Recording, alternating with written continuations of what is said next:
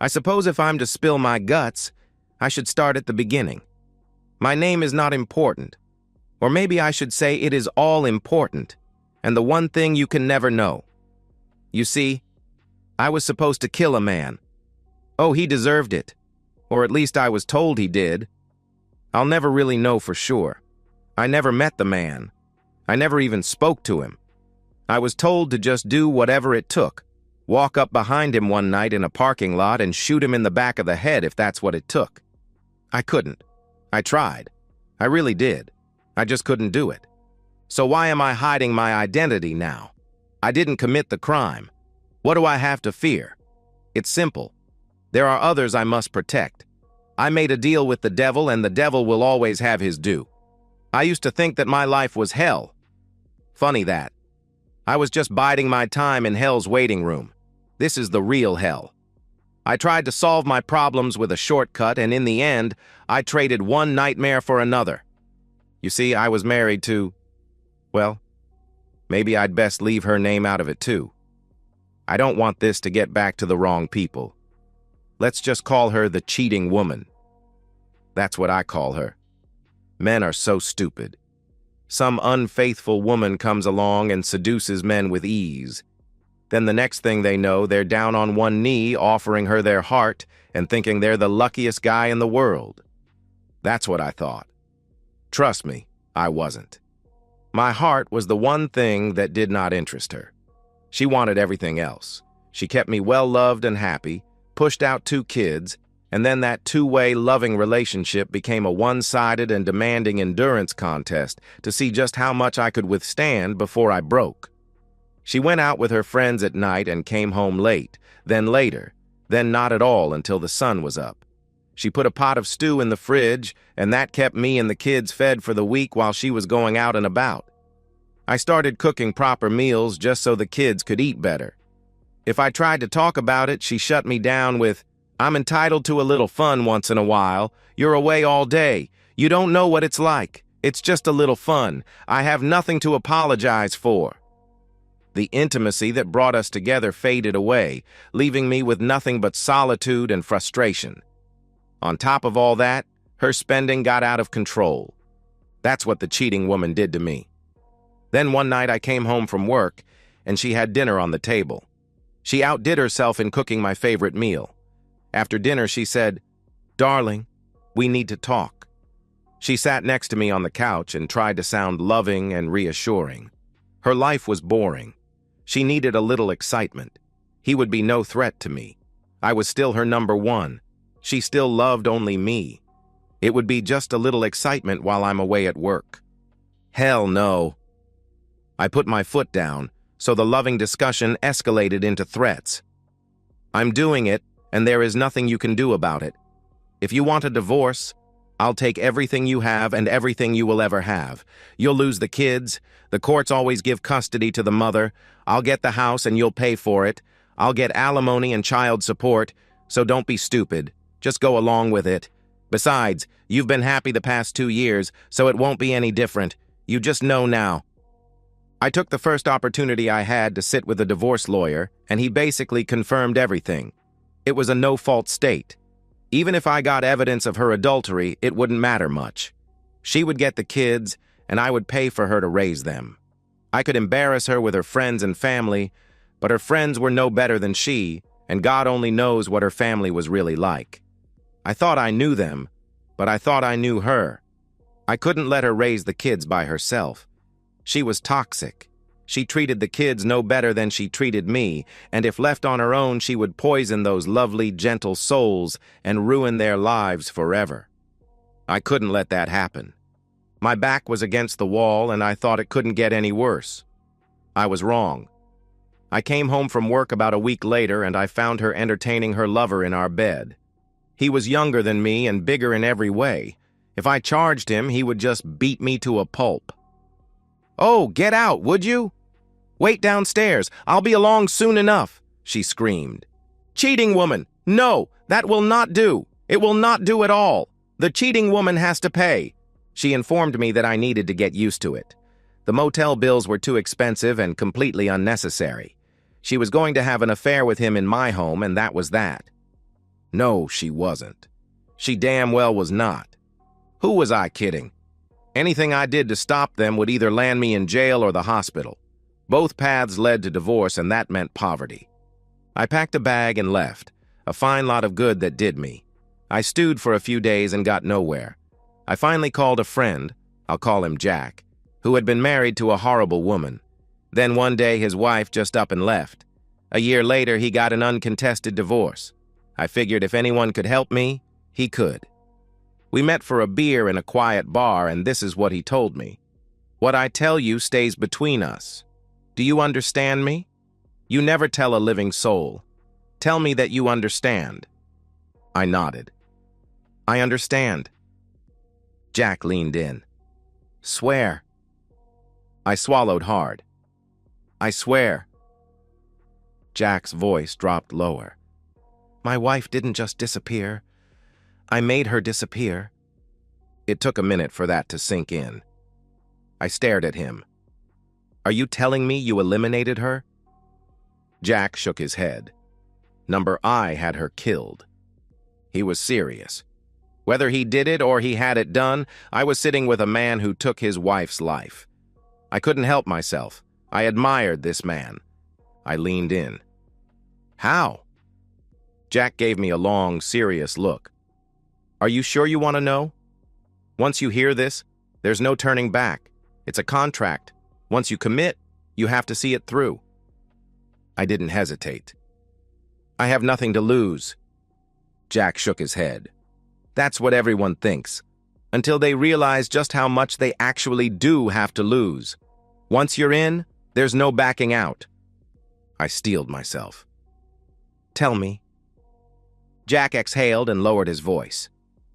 You meet one time face to face, that's it. Nothing is written down. But once the deal is made, it's final. And if you try to back out, there's a price to pay. I swallowed hard. How does it work? Jack leaned in closer. You place an ad in the personals section of the LA Times. It should read, Sad man seeking relief from grief. Then you leave a P.O. box where you can be reached. I furrowed my brow. And then? Jack's expression didn't change. Then, nothing. One day someone will approach you. Maybe by your car. Maybe in a coffee shop. There's no set plan. It just happens. He leaned in slightly. He'll say, Are you? You say, Yes.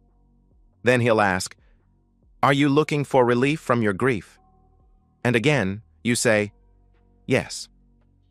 Jack paused for emphasis. Then, he invites you to take a walk. That's when you decide. Either you strike a contract, or you walk away. I hesitated. What's the contract? Jack's voice was calm, almost too calm. Your wife will be taken care of. Either she dies, or she disappears. And when it happens, it'll look like an accident. I sat there, staring at nothing. I truly hated her. How do I pay for it? I finally asked. Jack gave a small smirk. That part's easy. A little money. And your soul. I scoffed. Are you telling me I'm making a deal with the devil? Come on, don't mess with me. I'm in serious pain and you're playing games with me. Jack shook his head. He's not the devil, but he might as well be. He leaned back and continued. You'll be told to buy something, an antique, a painting, maybe even a boat. Whatever it is, you'll pay way too much for it. The antique will be a fake, the painting a forgery, the boat will probably sink. If anyone asks, you just got scammed. I frowned. That doesn't sound so bad. Jack held up a hand. I'm not finished. These people are professionals, but they're more like accountants than killers. You pay them, and your wife disappears. But about a year later, they come back, for the second half of your debt. I narrowed my eyes. What do you mean? Jack's voice was steady, almost too calm. They'll have another job. Maybe it's a cheating wife, maybe an abusive husband. Either way, someone needs to die, and that's when you pay them back. I felt my stomach twist. Are you saying? Jack nodded. Yes. They tell you who the target is, and you're the one who pulls the trigger. That's how this works. The only reason you get your wife taken care of is because someone else before you agreed to do the same. I sat there, my mind spinning. It felt like time had stopped. This wasn't just a one-time thing. This was forever. I wasn't just making a choice. I was selling my soul. The only way out of my nightmare was to embrace something even darker. I exhaled, my throat dry. I need to think about this. Jack's stare hardened. Yes, you do. But understand me. This is a contract. There's no changing your mind. If you back out, you become a liability, and they don't accept liabilities. I swallowed. I understand. Jack's voice was firm. Do you? I hesitated, then nodded. Yes. Now I've told you everything, and we will never speak of this again. The next time you see me, you smile, buy me a beer, and we talk about the game. I never need to know what you decide. Don't ever tell me. If anything ever happens to her, I'll just assume it's a happy coincidence. Don't ask me anything else ever again. Do it or don't do it. We never talk about this again. I thought for a time, took a sip of my beer, and said, Who do you think is going to win the series this year? And that was that about that, except for one thing. As my friend walked away, I noticed the missing finger on his left hand. I remember when it happened.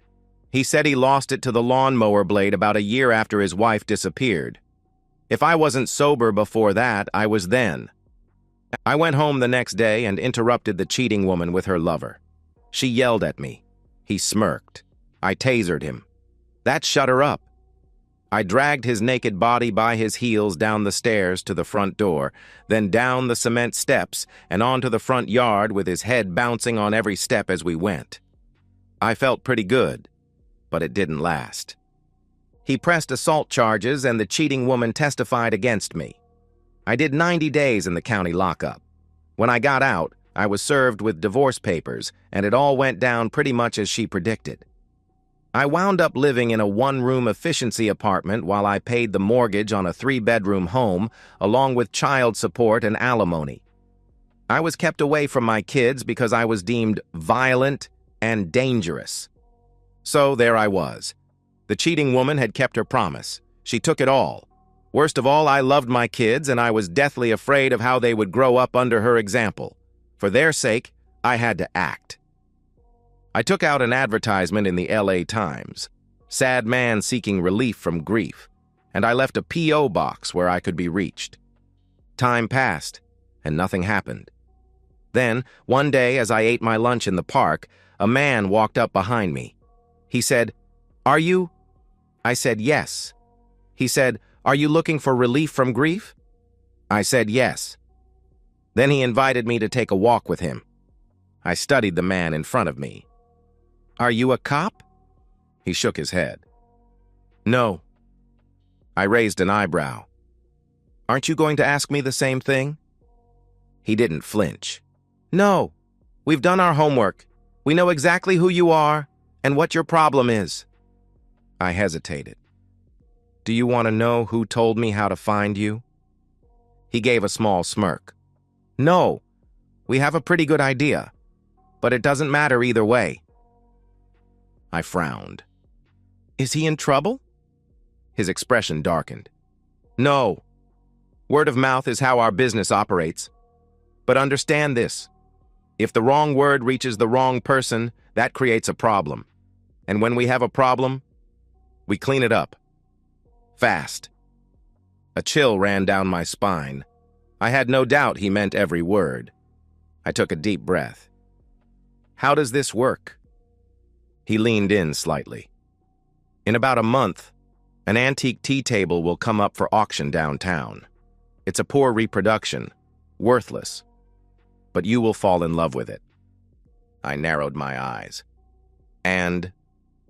"You won't be the only one bidding, but you'll make sure to win. The price will climb, but in the end you'll pay $20,000. Then you take your new tea table home."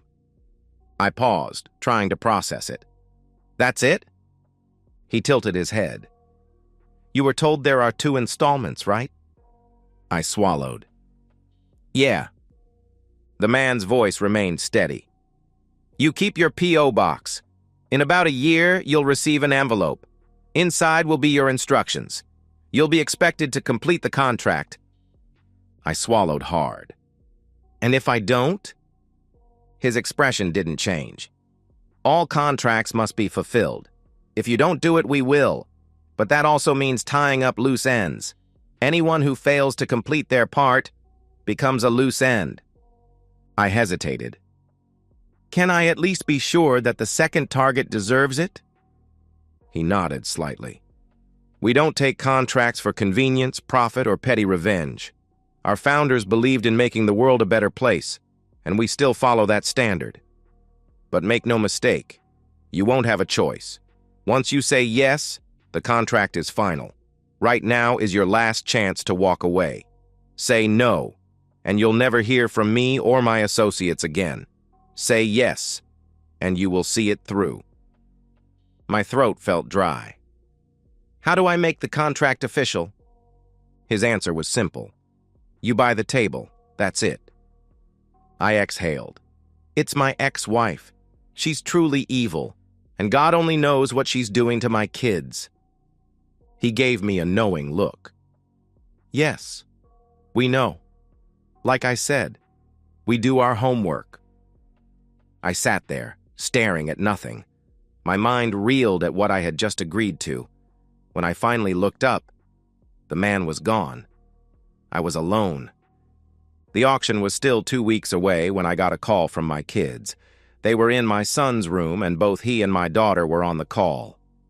Mommy has a strange man in her bedroom, and we're scared. He's mean. He told Cindy that he can't wait for her to grow up. What does he mean, Daddy? I was livid. I wanted to kill the cheating woman and anyone with her. I told them to lock their bedroom door, and then I called my brother. I couldn't go over there or I'd get arrested, but he could. He went and knocked on the door until the cheating woman finally answered it. She was angry. Who cares? My brother tried to play it cool, asked if the kids were there, and offered to take them for the night. She told him to bug off. He never saw or heard the guy, so he couldn't testify that anyone other than the cheating woman and my kids were there. I wanted to call child services, but I couldn't prove anything. Plus, I was deemed dangerous, so would they even listen to me? My kids called 2 more times after that. My brother and my sister went to the house. The cheating woman threatened to call the cops if they didn't leave. They never saw or heard anything they could testify to in court. A man under that kind of pressure makes bad decisions. I bought the table. God help me. But I bought the damn table, and from that moment on, my fate was sealed. 6 weeks later, after getting numerous calls from my kids, I had a knock on my front door. 2 uniformed cops were standing there. I opened the door, thinking the cheating woman had called them, and they said, "Are you?" I say, "Yes." They say, "Can you account for your activities for the past 6 hours?" I say, "I was at work until almost 6, then went to the food store for a few things, and I've been sitting here since." "Why are you asking?" They say, "Can anyone verify you were here?" I say, "My brother called about 90 minutes ago, and we talked. You can check with him." "What is this all about?" They say, "It's your ex-wife. Someone broke into her house tonight. We regret to inform you that she is dead." I was stunned. I motioned for them to come in, and I sat down on the couch. For a time, I forgot they were there. I just sat there, thinking about that discussion months before, looking at that damn table, and I broke down and cried. "That's right," I cried. They weren't tears of joy. I didn't laugh, and I didn't celebrate. She was an evil, cheating woman, but I felt a weight on my shoulders, the likes of which I had never felt before. "What about my kids? Are they all right?" I asked. "Yes, sir. Apparently they were upstairs doing their homework and never knew what was happening. Your daughter came downstairs and found her mother. She's pretty shaken up. I've got to go to her." Then I remembered the protection order. "You have to help me. I beat up my ex-wife's boyfriend when she brought him into our home. It was back before we were divorced. She got a protection order as part of the divorce settlement, and I'm not allowed near my kids. You have to help me." The officer's tone was calm. "Your brother and sister are with them now." I narrowed my eyes. "You've spoken with my brother?" "Yes, sir." I let out a frustrated sigh. "So you knew I was here the whole time, but you still had to give me a hard time? Really?" The officer shrugged. "It's our job, sir." "Get out." I was enraged. Even though I knew you don't hit a cop, not hitting them took everything I had in me. They couldn't start by telling me my kids were safe. I called my brother, and he picked up on the second ring. "Get your back over here. You really think we're going to enforce that protection order? Your kids are asking for you." That was all I needed. I was in the car and driving like a maniac. I got to my brother's place in record time. My kids were shaken up, but they were okay. It was in some ways the worst and the best night of my life. We went to a lawyer, and he filed the papers. Child Services interviewed my kids, and the judge lifted the protection order. I had my kids back. I cleaned up the house, and we moved back. I tore up the carpets, painted the walls, and did everything I could to make it a different house than the one where my wife was killed. I tried to erase the memories from my children's minds. I got them therapy. My brother and sister wanted me to go, and for a time I did. But I could never tell the therapist what was really bothering me. What bothered me was the calendar. Week by week, month by month, I knew what was coming. Week after week, I went to the P.O. box and checked my mail. Week after week, the box was empty. I started telling myself they'd forgotten me, but I knew better. About a year after my wife's death, there was a large manila envelope in my box with no return address. I took it to the car, opened it, and read my assignment. It said that he beat his first wife and had a fondness for children. His second wife had two, a boy and a girl. Maybe it was true, maybe it wasn't. I don't know. They knew exactly what to tell me. His routine habits were all documented. There were pictures. It told me where he worked, where he drank, even what he drank, and the roads he drove to and from work. It even told me his girlfriend's name and where she worked. On top of everything else, he was a cheater. Last, there were even some suggestions about how to get it done. It was your basic how to eliminate a man manual. They thought of everything. They gave me a month to get it done. I studied it. I planned. I tried to run him down one night when he was coming out of the bar, but I swerved at the last moment. I thought about buying a gun, but I couldn't do it. I lay awake at night looking for a solution to my problem, but there was none. I just didn't have it in me. I couldn't eliminate a man I didn't know. With that revelation, my fate was sealed. These people who held my contract were people you could not disappoint. I knew I had only one choice. I made an appointment to see a lawyer, and I wrote out a will. In the event of my death, I want my children to go with my brother and his wife. They are good people who have always wanted children. They will raise them right. About 2 months after I got the package, I read in the paper that a man had been found in an alley, beaten, robbed, and killed. It was brutal. Someone worked out their anger on him. I recognized the name, and I knew what was coming. I worried about my kids and put double locks on the windows and doors. I knew I couldn't hide for long, so I did the only thing I could do for my kids. I started eating my lunch in the park. I figured I couldn't stop them, but I could control where it happened. So that was my friend's story, or most of it anyway. I guess it falls to me to finish his sad little tale. You see, I'm Jack. It was a Tuesday about a month after that guy got killed in the alley. I walked up to my friend as he ate his lunch alone in the park, and I sat down beside him. I sat down beside him on the bench. "I heard your wife died." He didn't look at me. "Yeah." I exhaled. "Good. The kids are better off." His gaze stayed fixed on the ground. "Yeah." Frustration bubbled up inside me. "Damn it, I told you! I told you the contract was binding!" This was a conversation I never wanted to have. It wasn't supposed to happen this way. He finally spoke, his voice hollow. I know. I thought I could do it, but I couldn't. My friend turns for a moment and looks at me. He had tears in his eyes.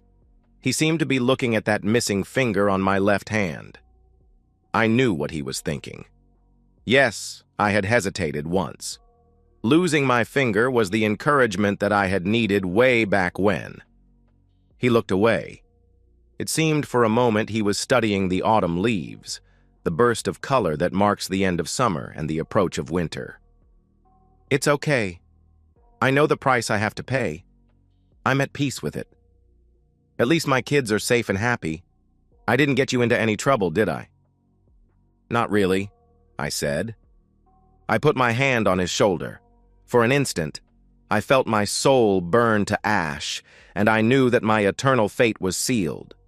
I put the barrel of the gun behind his left ear, and with one hard, cold tap, all that he knew was gone. And that's the end of today's story. If you enjoyed it, please give this video a thumbs up and drop a comment below. Your support helps the algorithm push my content further. If you're new to the channel, don't forget to hit that subscribe button. It really helps me keep creating more stories for you.